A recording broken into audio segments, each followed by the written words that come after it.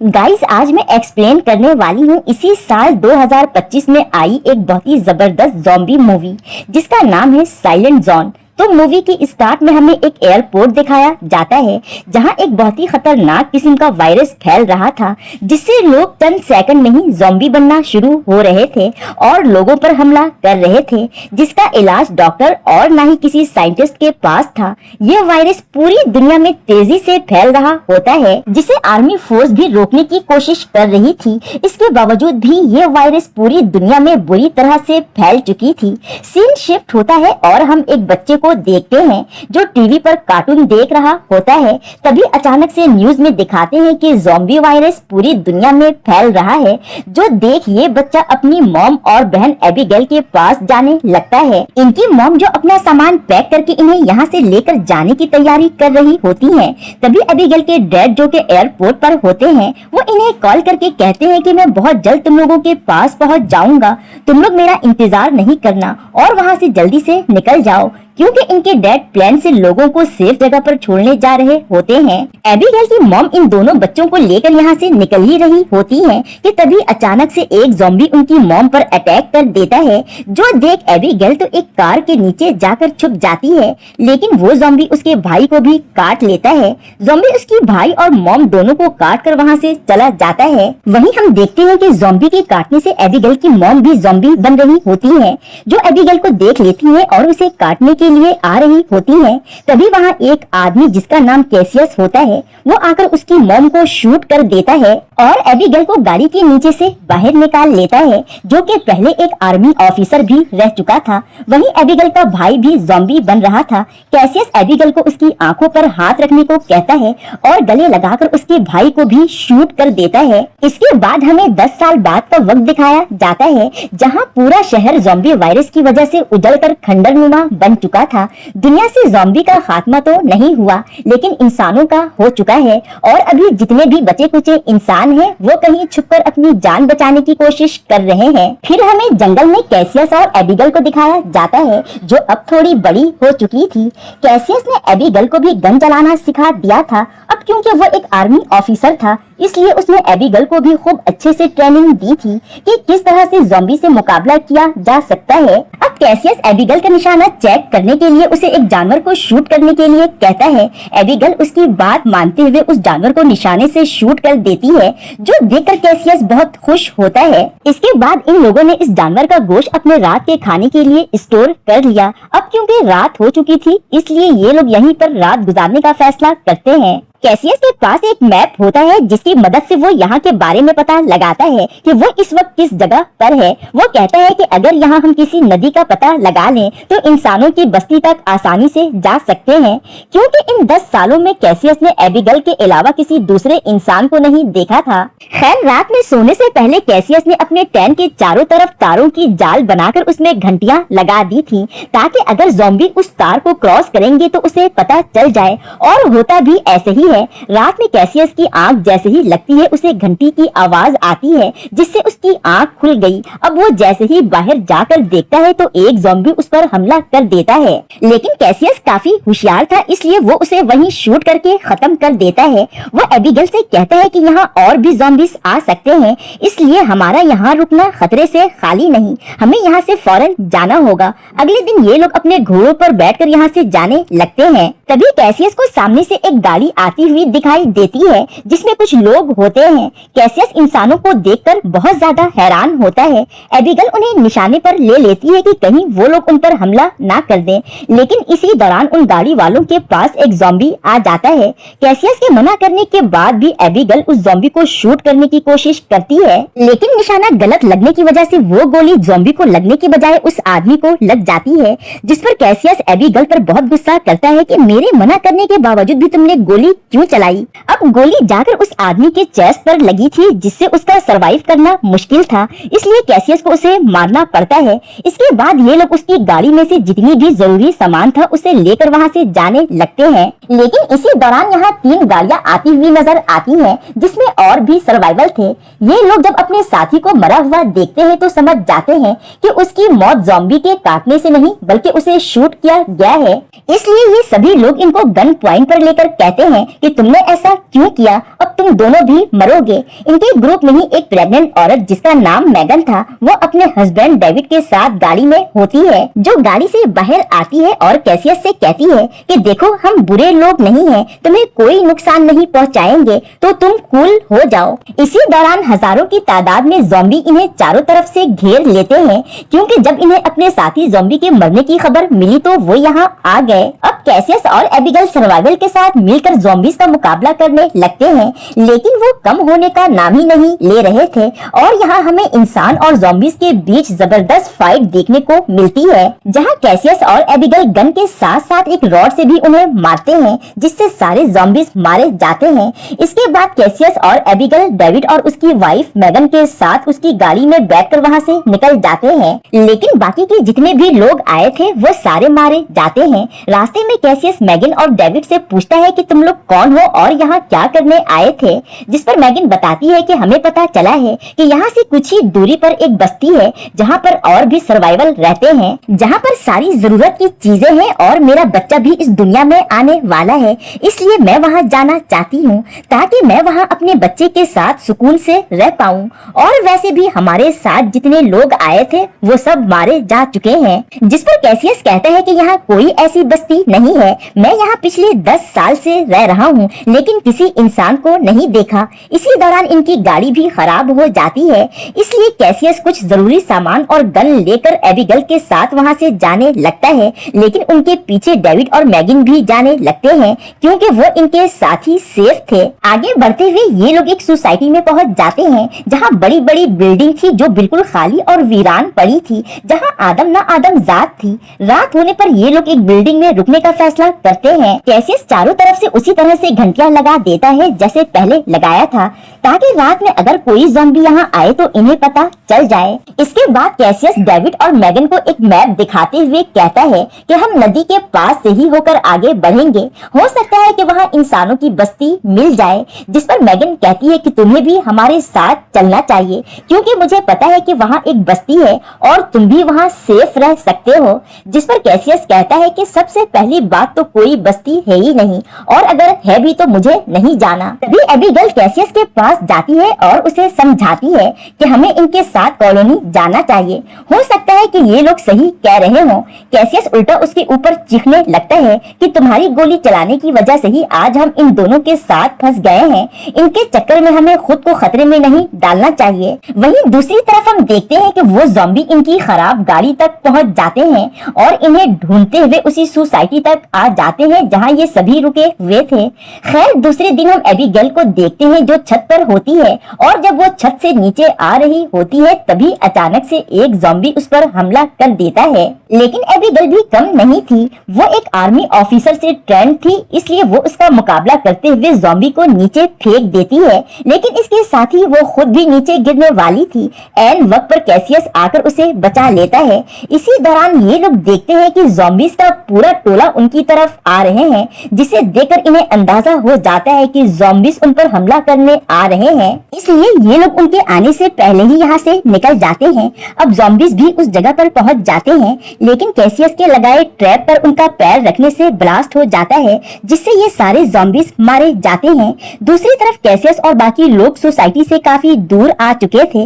मैगन यहाँ कहती है कि पास में ही एयरपोर्ट है जहाँ मेरे डैड जॉब किया करते थे, तो हो सकता है कि वहाँ हमें कोई प्लेन मिल जाए जिससे हम आसानी से अपने मंजिल तक जा सकते हैं। लेकिन कैसियस कहता है कि अगर हम एयरपोर्ट गए और वहाँ ज़ॉम्बी ने हम पर अटैक कर दिया तो वहाँ से भागने का हमारे पास कोई दूसरा रास्ता नहीं होगा, इसलिए हमें किसी भी तरह का रिस्क नहीं लेना चाहिए। जिस पर एबिगेल कहती है कि हमें ट्राई करनी चाहिए और अगर हम कामयाब हो गए तो हमारी जान भी तो बच जाएगी। अब क्योंकि एबिगेल डेविड और मैगन की मदद करना चाहती थी, इसलिए कैसियस एबिगेल की खातिर मान जाता है और ये सभी लोग एयरपोर्ट की तरफ निकल जाते हैं। वहाँ पहुंचकर इन्हें एक भी जहाज नहीं दिखता, जिस पर कैसियस कहता है कि देखा, मैंने तो पहले ही कहा था हमारी सारी कोशिशें बेकार जाएंगी। लेकिन तभी इन्हें एक गैराज में जहाज मिल जाता है, जो देख ये लोग बहुत खुश हो जाते हैं। लेकिन ये एरोप्लेन थोड़ा खराब था, इसलिए डेविड उसे ठीक करने की कोशिश करता है क्योंकि वो एक मैकेनिक भी था।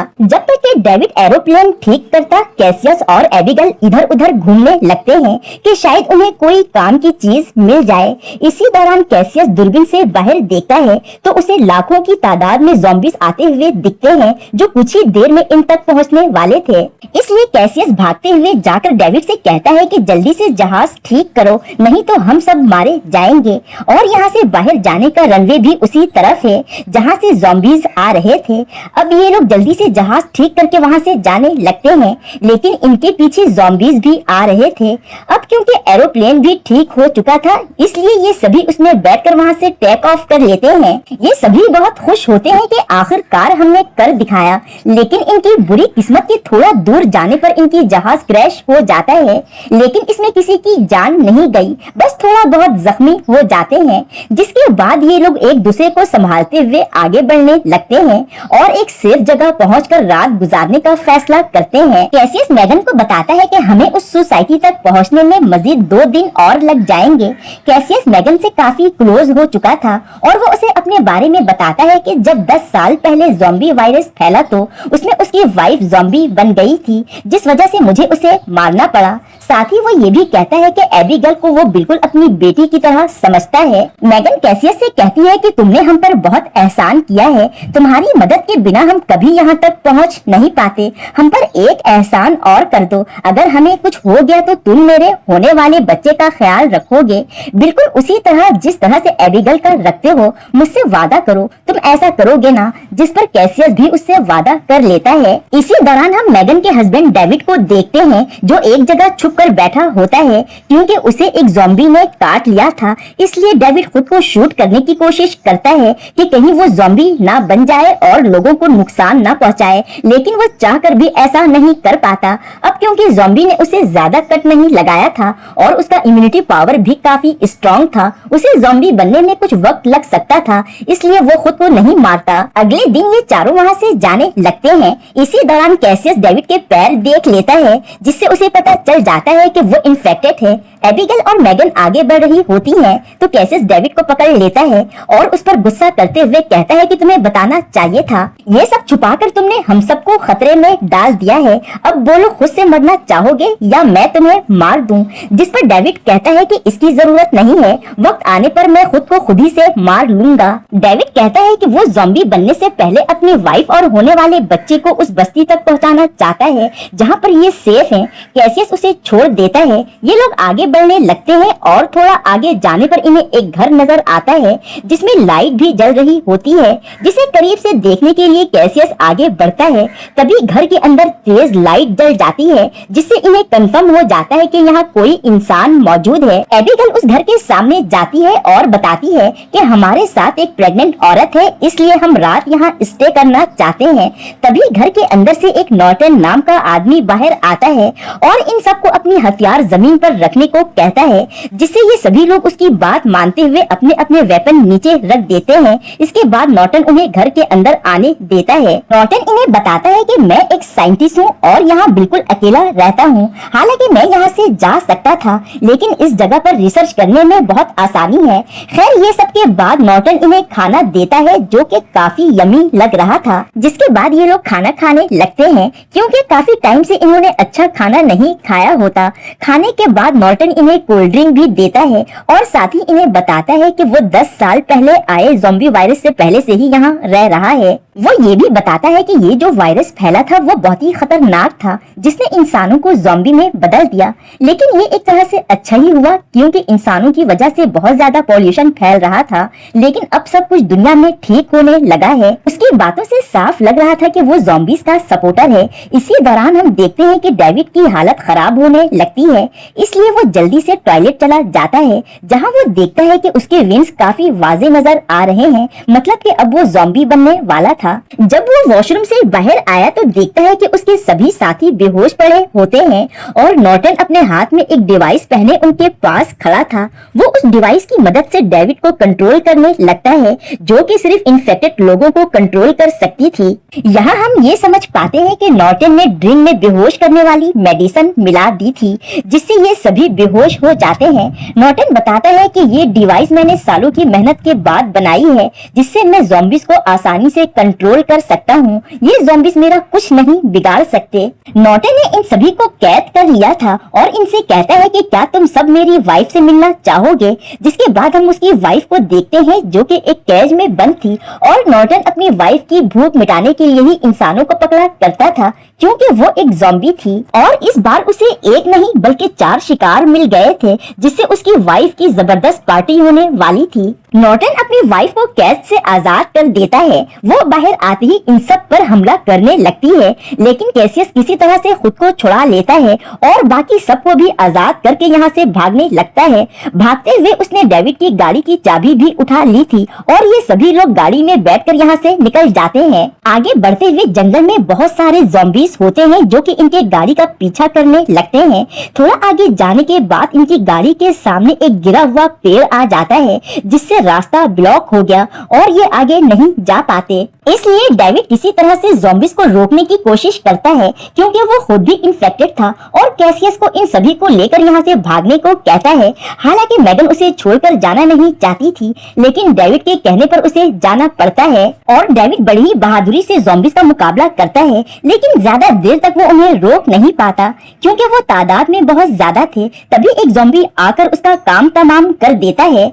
दूसरी तरफ कैसियस जो कि मैगन को गोद में उठाए भागते हुए फाइनली उस सोसाइटी तक पहुंची जाता है, जो कि नदी के बीच में बहुत सारी कश्तियों को मिलाकर बनाई गई थी। अब इनके पीछे जो ज़ॉम्बीज पड़े थे, सोसाइटी के लोग उन्हें शूट करके इन्हें अंदर ले आते हैं। मैगन के डिलीवरी का टाइम हो गया था, इसलिए यहाँ एक औरत उसकी मदद करती है। अगले दिन हम नॉर्टन को देखते हैं जो कैसियस और उसके बाकी साथियों का पीछा करते हुए बस्ती में आ जाता है, जहाँ उसने डेविड के साथ बहुत सारे ज़ॉम्बीज को मरा हुआ देखा। जो देखकर वो कहता है कि तुम लोगों को क्या लगा कि तुम मुझसे बच सकते हो? ऐसा बिल्कुल नहीं होगा। मैं सभी इंसानों को दिखा दूंगा कि ज़ॉम्बी के सामने वो कुछ भी नहीं है। मतलब कि ये कोई बहुत बड़ा कमीनापन दिखाने वाला था। तभी बहुत सारे ज़ॉम्बीज उस पर अटैक करने आ रहे थे, लेकिन नॉर्टन उसे अपनी डिवाइस से कंट्रोल करते हुए उस सोसाइटी पर अटैक करने का ऑर्डर दे देता है। दूसरी तरफ कैसियस कैंप के ऑनर से मिलता है और मैगन को यहाँ रखने के लिए थैंक्स कहता है, क्योंकि अब मैगन यहाँ रह सकती है।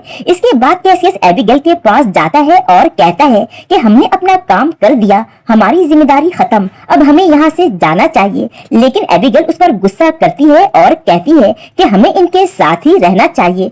अभी ये दोनों आर्गुमेंट कर ही रहे होते हैं कि एक औरत आकर बताती है मैगन की डिलीवरी हो गई है, लेकिन उसकी हालत बहुत ज्यादा खराब होने की वजह से शायद ही वो बच पाए। कैसियस जब उससे मिलने गया तो मैगन कहती है तुम्हें अपना वादा तो याद है ना? तो कैसियस तुम्हारे वादा पूरा करने का वक्त आ गया है, तुम मेरे बच्चे का ख्याल रखोगे ना? तो कैसियस इमोशनल होते हुए बच्चे को गोद में उठा लेता है, क्योंकि कैसियस की वाइफ और उसके होने वाले बच्चे को भी ज़ॉम्बी ने छीन लिया था। दूसरी तरफ एबिगेल एक ऐसी जगह पर पहुंच जाती है जहां पर बॉम्ब्स रखे होते हैं। वहां एक लड़का आकर बताता है कि ये उस वक्त के लिए है, अगर यहाँ पर ज़ॉम्बीज अटैक करते हैं तो हम यहाँ से बाहर निकलने के बाद इस जगह को उड़ा देंगे। वहीं नॉर्टन अपनी डिवाइस की मदद से सारे ज़ॉम्बीज को कैंप की तरफ भेज देता है, जिसे कैंप के लोग रोकने की कोशिश करते हैं। अब क्योंकि हमला अचानक हुआ था, इसलिए काफी लोग मारे जाते हैं। वहीं कैसियस और एबिगेल भी काफी बहादुरी से ज़ॉम्बी का मुकाबला कर रहे होते हैं और साथ ही साथ वहाँ सभी लोगों को एक सीक्रेट रास्ते से बाहर निकाल रहे होते हैं।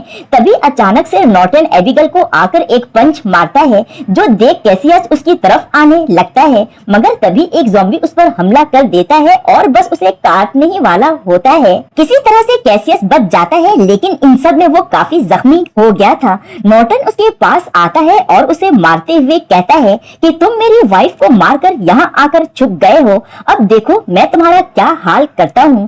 कैसियस खुद को संभालते हुए नॉर्टन को मारता है और उसके डिवाइस भी तोड़ देता है, जिससे नॉर्टन अब ज़ॉम्बीज को कंट्रोल नहीं कर पाता और ये सभी ज़ॉम्बीज उस पर हमला करते हुए उसका काम तमाम कर देते हैं। दूसरी तरफ एबिगेल जो एक ज़ॉम्बीज से भागते हुए उसे धक्का दे देती है, तो वो उसके हाथ में एक बैंड देखती है जो कि उसी के नाम का होता है।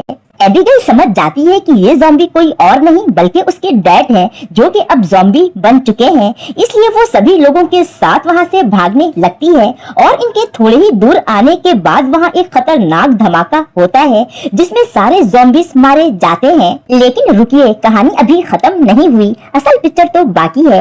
एबिगेल के डैड इनका पीछा करते हुए यहाँ तक आ जाते हैं, जिससे कैसियस फाइट करता है और बस एबिगेल के डैड उसे काटने ही वाले होते हैं। तभी एबिगेल ना चाहते हुए भी अपने डैड को शूट करके खत्म कर देती है। कैसियस और एबिगेल इन बचे कुचे सर्वाइवल के साथ ही रहने का फैसला करते हैं। अब क्योंकि ये जगह धमाके की वजह से डिस्ट्रॉय हो गया था, इसलिए ये लोग किसी दूसरी जगह की तलाश में जाने लगते हैं। थोड़ा आगे जाने पर इन्हें एक आइलैंड मिल जाता है और खुशकिस्मती से यहाँ कोई ज़ॉम्बी भी नहीं होता। ये सभी लोग इस आइलैंड पर अपनी नई जिंदगी की शुरुआत कर सकते हैं। और बस इसी के साथ ये मूवी यहीं पर एंड हो जाती है। Thank you for watching.